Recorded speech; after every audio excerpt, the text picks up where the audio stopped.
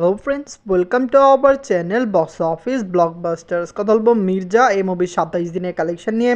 কথা বলবো রাজকুমার এই মুভির 27 দিনের কালেকশন নিয়ে। আপনি জানিয়ে দেই, সুপারস্টার সাকিব খান স্যার অভিনীত রাজকুমার ফিল্মটি অল টাইম ব্লকবাস্টার কালেকশন করেছে। বাংলাদেশের দর্শকরা এই মুভিকে অনেক সাপোর্ট করছে এবং বাংলাদেশের দর্শকরা বলছে এই মুভিটি লং টাইম রানে আশানুরূপ একটি বিগ কালেকশন নিয়ে আসতে পারে। কথা বলবো এই দুই টিমের কালেকশন নিয়ে।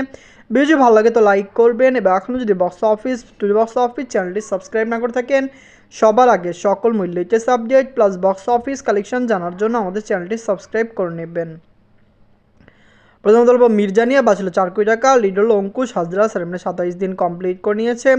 অঙ্কুশ হাজরা স্যার অভিনীত মির্জা ফিল্মটি বক্স অফিস থেকে পুরোপুরি পজিটিভ কালেকশন করেছে। আপনারা জানেন অঙ্কুশ হাজরা স্যার বিগত বছরগুলিতে ভালো ফিল্ম দেননি, এমন ফিল্ম দেননি যেই ফিল্মগুলি বক্স অফিসে ভালো কালেকশন করুক, কিন্তু মির্জা কমার্শিয়াল ফিল্ম হিসাবে বক্স অফিসে পজিটিভ রেসপন্সের সাথে রিলিজ হয়েছে এবং মুভিটি বক্স অফিসে ব্লকবাস্টার কালেকশন করেছে।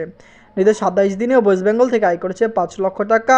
টোটাল এমএ কালেকশন হলো 4,33,00,000 টাকা। আপনারা যদি এখনও মির্জা না থাকেন, দেখবেন অঙ্কুশ হাজরা স্যার বরাবরের মতো খুবই ভালো অ্যাক্টর ছিলেন। তিনি ভালো কাজ করেছেন এবং দর্শকদের মন জয় করেছেন। তিনি কিন্তু এখনও অনেক হার্ডওয়ার্কিং এবং অনেক ডেডিকেটেড। তিনি চেষ্টা করছেন বক্স অফিসে ভালো ভালো ফিল্ম দেওয়ার জন্য। এর গল্প রাজকুমার নিয়ে বাঁচলো 10 কোটি টাকা। লিড হলো সুপারস্টার সাকিব খান স্যার, 27 দিন কমপ্লিট করে নিয়েছে। সুপারস্টার সাকিব খান স্যার অভিনীত রাজকুমার ফিল্মটি একটি ব্লকবাস্টার ফিল্ম। বাংলাদেশের দর্শকরা এই মুভিকে সাপোর্ট করেছে, ফ্যামিলিয়ান্স এই মুভিকে সাপোর্ট করেছে। আমরা এক্সপেক্ট করছি রাজকুমার লং টাইম রানে বক্স অফিসে কমপক্ষে 35 কোটি টাকা প্লাস বিজনেস করবে। আপনারা জানেন রাজকুমার ফিল্মকে কিন্তু স্টার সিনেপ্লেক্সের থেকে সরিয়ে দেওয়া হয়েছিল, কিন্তু দর্শক চাহিদার কারণে কিন্তু পরে আবার মুভির শো দেওয়া হয়েছে এবং মুভিটি প্রতিদিন স্টার সিনেপ্লেক্সের থেকে 2 থেকে 2.5 লক্ষ টাকা প্লাস বিজনেস করছে। বাংলাদেশের অনেক সিঙ্গেল স্ক্রিনে মুভি চলছে, ভালো ভালো সিঙ্গেল স্ক্রিনে ডেড বডিও চলছে, কিন্তু রাজকুমারও চলছে। যাই হোক, নিজের 27 দিনে বাংলাদেশ থেকে আয় করেছে 12 লক্ষ টাকা। মুভিটি ইউএসএ কানাডা মার্কেট থেকে আয় করেছে 4 লক্ষ টাকা। অস্ট্রেলিয়া মার্কেট থেকে আয় করেছে 3 লক্ষ টাকা। ইউনাইটেড আরব আমিরাত থেকে আয় করেছে 5 লক্ষ টাকা। মুভিটি ওয়ার্ল্ড মার্কেট থেকে আয় করেছে 24 লক্ষ টাকা।